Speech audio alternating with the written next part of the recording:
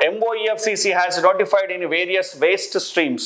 ఇది ఎక్కడ చేశారు అంటే వ్యర్థాలకు సంబంధించినటువంటి చాలా వాటికి ఈ ఫ్రేమ్వర్క్ని ఇంప్లిమెంట్ చేశారు. ఎక్కడెక్కడో చూద్దాం చూడండి.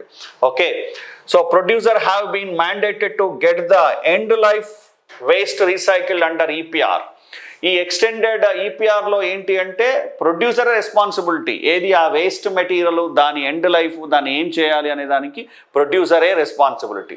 అదే ఇక్కడ చూడండి దేనికి ఉపయోగించారు అనేది ఉంది. EPR చూడండి, plastic waste, tyre waste, battery waste, used oil waste, electric waste, okay, scrap, metals, end life vehicles, solid waste and liquid waste, వీటన్నింటికి ఈ EPR అనేది పెట్టారు.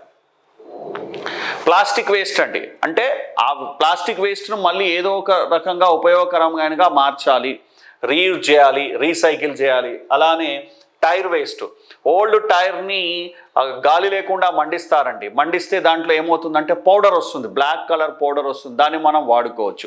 ప్లస్ దాంట్లో నుంచి ఇనుప మొక్కలు, స్టీల్ లాంటివి వస్తాయి, ఐరన్ వస్తుంది, దాన్ని మనం వాడుకోవచ్చు. బ్యాటరీ వేస్ట్ మీకు తెలుసు, బ్యాటరీని రీసైకిల్ చేయడం. Used oil waste,